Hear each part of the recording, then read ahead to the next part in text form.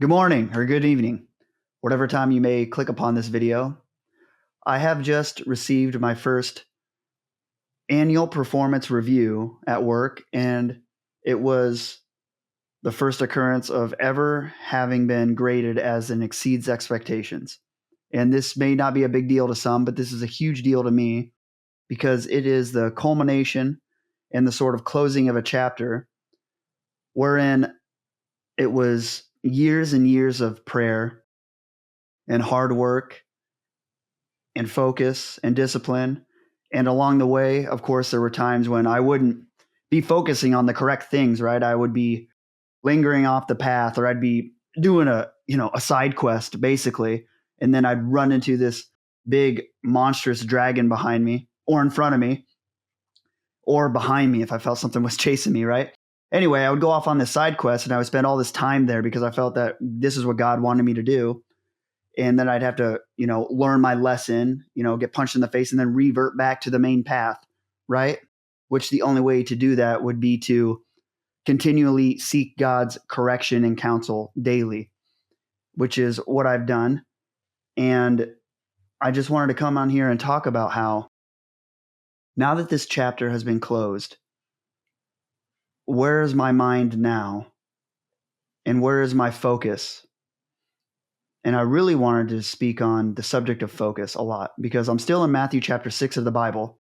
And there's this verse there where it talks about having treasures in heaven. And I spoke on Matthew chapter 6 in the previous video, and that was more centered around leadership in leadership that is enacted with a heart filled with selfish desire, I would say, for lack of better words. And in this one, I wanted to talk about how another section of that chapter speaks on how we should store up our treasures in heaven rather than here on earth, and how that connects with myself receiving this exceeds expectations performance review evaluation at work, which, man, it's been a long journey. When I think about how this started, which was the biggest leap of faith I've ever taken in my life, I quit my previous job with nothing lined up because I felt God calling me to, due to certain circumstances that were arising at work. I would just sum it up as I felt there were corporate social games being played, and someone that was very wise at what they do. I also think my work ethic there was not that great. And it was my fault, okay, for ever having put myself in that position. And all of those things had to happen in order for me to take this huge leap of faith, go unemployed. And then after that, while I was unemployed, I then lost a relationship that I was in. Therefore, and that was right around Christmas. So I was unemployed, single, a mess. And I remember getting on my knees and telling God, hey, I'll just do it your way now. I don't care what it looks like. I don't care how it feels. I'm tired of this life and all that.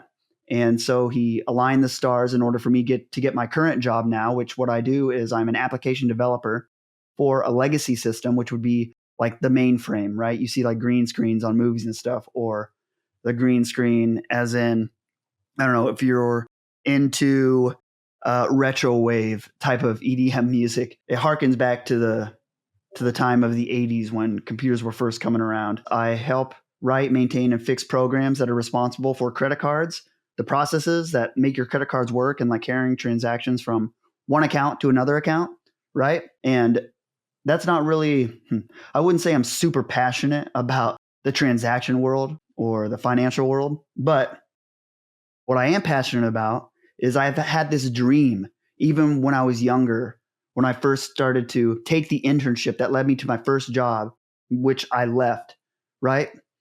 In that leap of faith.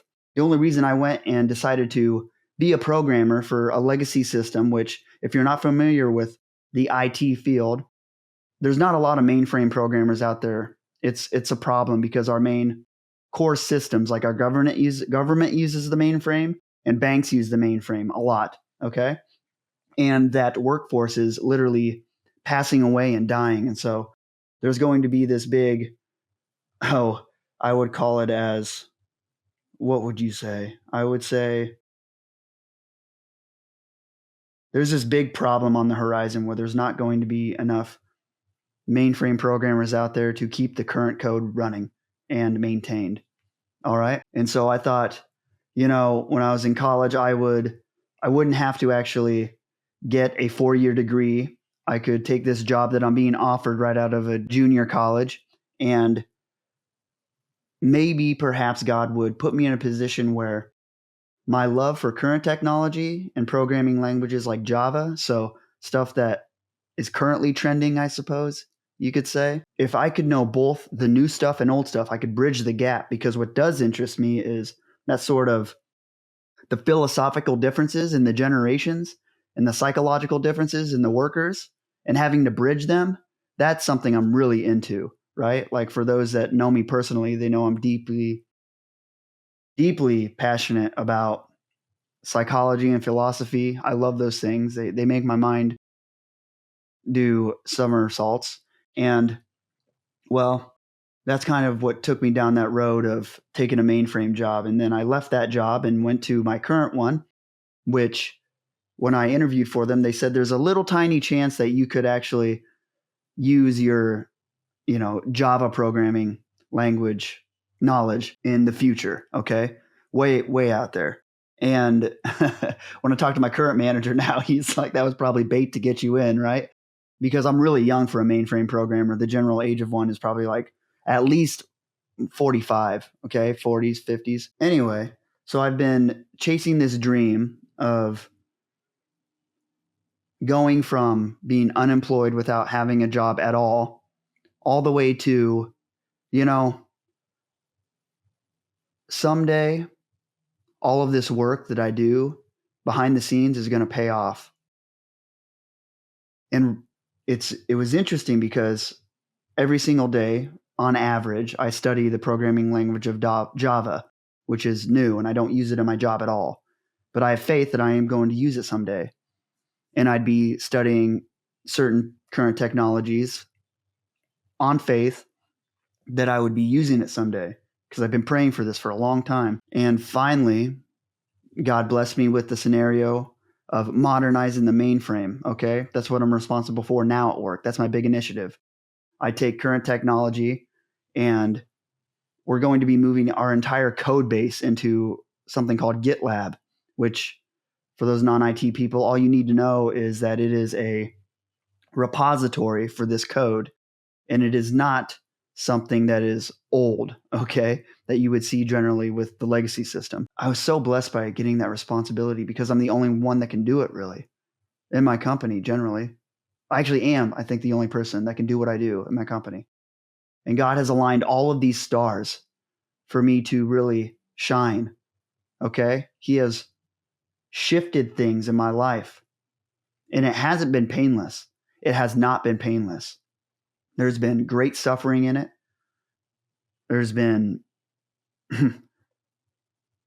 long periods of isolation and loneliness, but all of it has come and paid off, because I finally received the review that I wanted, and I'll be promoted due to that review. And then the other plans that I have regarding my career, which I won't say publicly yet, that God has put into my mind. There's a strategic plan that I have to further that even greater, right? And to serve others in a greater manner. That is a strong point, and that is what I'm going to speak on here. You should always focus your goals to serve others to the best of your ability in the unique way that God has called you to, while also fulfilling yourself by embodying the person that God has uniquely orchestrated you to be through your spiritual gifting and the unique nature of you. And it's been a long road to get to where I am now. And it's kind of just the beginning. It's just the closing of a chapter. My cat wants out. Kitty? Yeah? Okay, hang on. All right. And so, why this is so important to me is because, I'll tell you, when I sat down in that review room, I didn't know what was going to happen. And based on the verbiage that was used by my manager, I know God orchestrated some things to shift him to give that grading. He moved things. I told God before going in there, I was like, I don't I want what I've prayed for to happen, but if it doesn't, your will be done. And I know you will do what is right, which is more important than what I want. And that's so crucial to really ingrain in your head.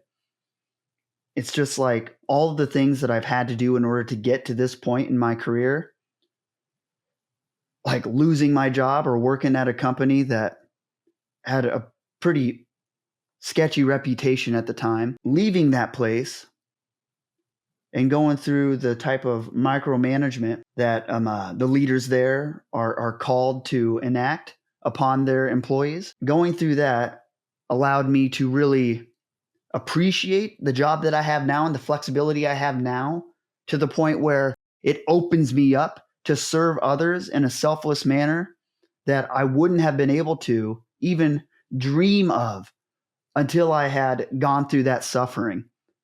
Just like the story of Jesus, where he had to go through that suffering and die in order to be resurrected and then go to heaven in order to give us the Holy Spirit. So don't stay stuck on the bad things that happen in your life.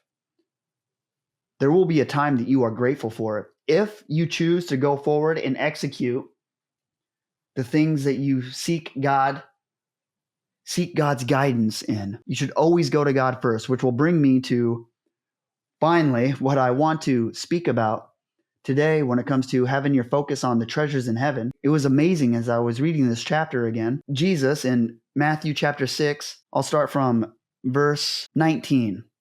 Do not store up for yourselves treasures on earth where moths and vermin destroy, and where thieves break in and steal. But store up for yourselves treasures in heaven, where moths and vermin do not destroy, where thieves do not break in and steal. For where your treasure is, your heart will be also. Just right there, you can put a side note in there. And I can think back in my life where my focus has been, even very recently, yesterday or today. There'd been moments where I'm not focusing on what God is viewing as I'm interacting with the world and the things around me and my thoughts. I'm focusing on the things in here and here negatively. My perception is so inward that I consume any potential that I have to serve people. It takes away from things.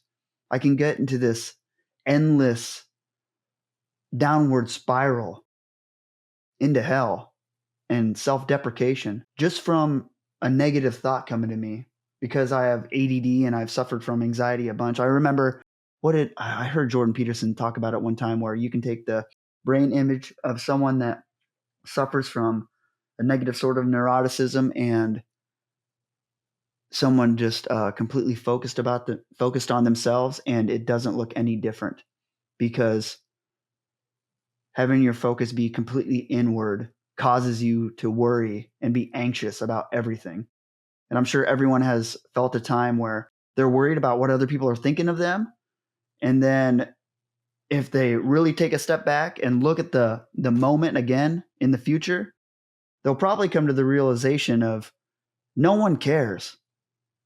Everyone else is worried about themselves too, which is another problem that I'll speak on. It's like, if I forget the treasures of earth, okay, and just focus on my relationship with God, the things I'm storing in heaven, all right? If I can focus on not my immediate senses, my physical senses basically, if I focus on what does God want me to do here, how could I be a pleasing example of his child in this scenario? And this speaks on verses that are previous to verse 19 in Matthew chapter 6. So right in the section before it, the section titled Fasting, starting in verse 16, it says, when you fast, do not look somber as the hypocrites do, for they disfigure their faces to show others they are fasting. Truly, I tell you, they have received their reward in full. But when you fast, put oil on your head and wash your face, so that it will not be obvious to others that you are fasting, but only to your Father who is unseen, and your Father who sees what is done in secret will reward you. And this speaks on what I was talking about last week, right? When leaders are doing things out of a place of selfishness. But it also speaks to God sees what's done in secret. He always sees what's done in secret. And I can tell you this because I think about this right now as I'm recording this, talking to this camera right now. I don't know if anyone's going to watch this at all. At all. I don't even know if anyone is going to get this far. No idea. Odds are no. If you would look at it from a logical standpoint, no one's going to watch this far. No one. But I know God is watching. I know that He's watching. I know that He's watching me all the time. I know that He's forming me into not only being a leader here or a leader just to people in general, but He's called me to be like a leader at work. And just as I go out into society, He's called me to lead things or be a good example to people, be able to lead myself properly. And that is an entire job in itself because I can be an idiot. I am an idiot. But I know if I continue to focus on the treasures in heaven rather than storing treasures here on earth, if I can actually pull away from that, if I can not analyze the results here on earth in a way that will shift the placing of them above how I am sensing God feeling about me, if that makes sense, then I can literally just go about the world freely and love others freely, completely, without having anything pulling on me and stopping me. And this exceeds expectation grading at work. It really brings everything full circle. And I was able to kind of take a step back and think about where I started from and how long I've been doing this. And it also makes sense. Lately, I've been feeling that I need to kind of engage in more artistic endeavors and fulfill myself and be more social and build relationships than I have any other time previously. And people have just been coming out of the woodwork, messaging me out of nowhere, asking me to join like Bible study groups and stuff. It's been crazy. It's like there was a season of my life where I needed to be head down working, right? And now it's time for me to take those things, continue to work, and have sections of time where I'm still diligent and focused on getting what I need to get done. But now there's also times where I will take the knowledge that I accrued during my time of isolation and serve others with it and not expect anything out of it besides whatever God deems right. And that is really hard to do. Building that trust with the Lord that I may do all of this and not see a penny, but my treasures are stored in heaven. This is all temporary down here. I could be dead tomorrow. I could not wake up. I've been in a situation where I should be dead already. I should be dead already, medically. I should be dead. I should be the victim of murder already. So every day I am grateful for, and maybe I should have started with that. Being grateful for being alive and where I am has gotten me through more obstacles and challenges than anything else. Just thanking God for even listening to me, putting up with me, hearing me bitch and moan over the years. It's like, you know how annoyed I'd be with myself if I had to hear myself complain about all the things that I have? Yet I know where I'm going to bring, for instance, like in God's perspective, He knows where He's going to bring me. Like, I'd be so annoyed with me, being upset about everything, especially based on who I was. It's like, I was an idiot. Just some stoner from school, high school, you know? People would look at me as somebody that's living off of a farmer's parents' income. And part of them was right. Like, I knew what was right, and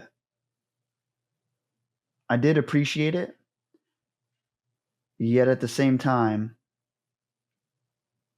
I obviously took advantage of it too. And God took someone that as selfish as that and as oblivious as that to someone who is mindful, too mindful, I would say. Because now I struggle with being self-critical, but what has helped me is look into God, into heaven, and thinking, what I do in secret, you can see, and I don't need anyone else's approval. Now, God will give you the approval of man as well. There is a verse, let me look it up.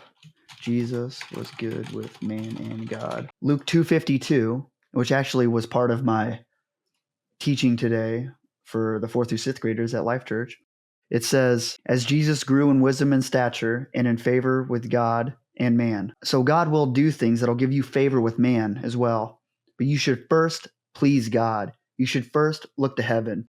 You need to remove, as much as you can, your necessity for acquiring treasures on earth. If you can just look to God and stop grading things in the way that we are taught to grade them. Stop believing that the real way to build confidence is to post pictures of ourselves on social media. And we go on social media and I go there and it's just like everyone is in this act of self-worship where all of our focus is inward here or on results. Looking in the mirror. If you talk about like the gym culture, we look in the mirror to grade ourselves, which I know there is purpose in that, right? I get it. But if you continue to look at yourself in that sort of way, in the way where you start to fall in love with how people are viewing you and desiring you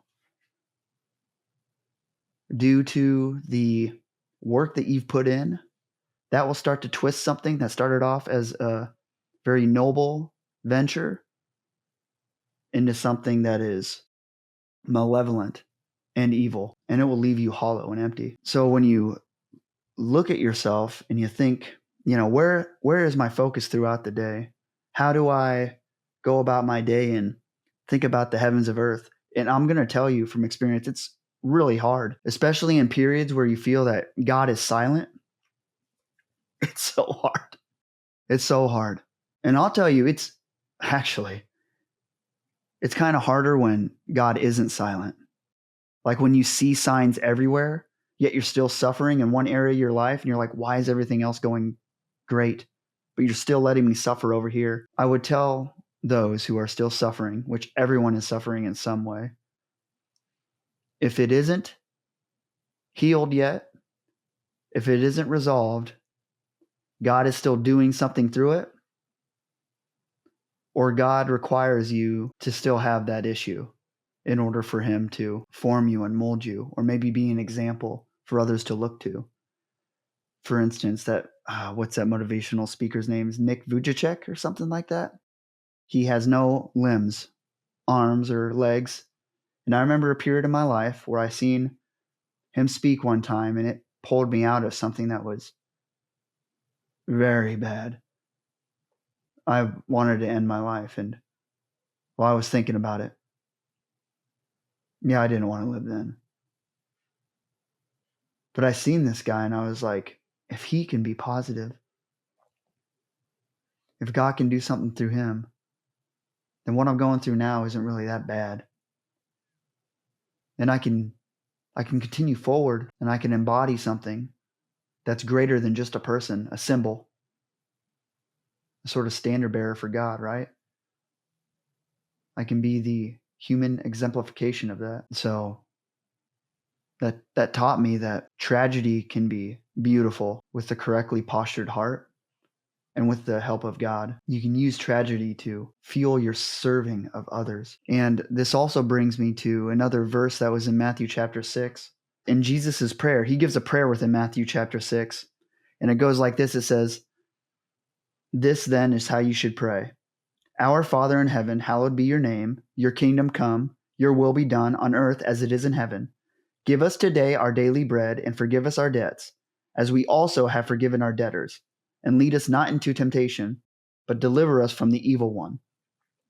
Now, there's a lot in this prayer, and it's ordered correctly. First, there's like you're saying, thank you, Father. Hallowed be your name. You are admitting to yourself that he is above you, and you are thankful for just being able to speak to him. And then you state, your kingdom come, your will be done on earth as it is in heaven. Again, there's that focusing on heaven, right? You're saying your will be done on earth as it is in heaven. Starting point, result. That is a nudge that you should have your focus on treasures of heaven rather than the earth. And then Jesus says, give us today our daily bread, which is a representation of something that happened in the Old Testament when the Israelites were being led out of Egypt. God would provide them manna daily for them to live off of. There wasn't enough to live off of for the next day. He would only give them enough for one day, so they'd have to go out the next day and then retrieve manna again, right? And so that's why Jesus is saying you need to continually replenish through God. And this continual replenishment, those habits that you build doing that, seeking God's guidance, thanking him, being grateful, using tragedy as a blessing for others, that sort of pattern of living will render results in your life that God can use to really change your surroundings and change you in ways that you could never really imagine. And it causes your focus to shift on things not of this world. And then, ironically, that is what brings change in the world that you want without asking for it directly, in a way where your hope and existence, or I guess your hope in your own existence isn't anchored in this earth. And then the last part here, and lead us not to temptation, but deliver us from the evil one. What that's saying is, so the devil, when he tempts us with things, like Eve was tempted by the devil in the garden. Now, this could have been a test by God. Think about Jesus' life. The first thing that happens when he starts wandering into the desert, the devil comes and tests him. Now, God allows that to happen, okay? But where Eve went wrong and Jesus didn't is when tests can turn into temptation. It says, and lead us not into temptation, but deliver us from the evil one, which means that God can test you, and then the devil will come and try to shift that into a temptation. And that's when that focus shifts from things of heaven to things of the earth, right? Remember Satan when he talked to Jesus when he was in the wilderness? He was wandering in the desert. He told Jesus, after he had been fasting for 40 days, I believe it was, if memory serves me right, turn some rocks into bread. So he was trying to shift Jesus's focus from his purpose, his heavenly divine purpose, to the problems here on the earth and resolve them through things here on the earth. And therefore, he was turning this test into a temptation. And that can happen many times when you are looking inward or looking to others for validation of your existence. And it's very hard today because in our digital culture, we are told to worship those for their uniqueness. People are uplifted by sharing with others the unique way that they're made, but it comes from a place of selfishness rather than in servitude to the Lord. And so their value hierarchy shifts from being something that could help others to really just helping themselves. And I think we live in a culture now that truly appears to believe that if everyone would just help themselves, everyone would be happy.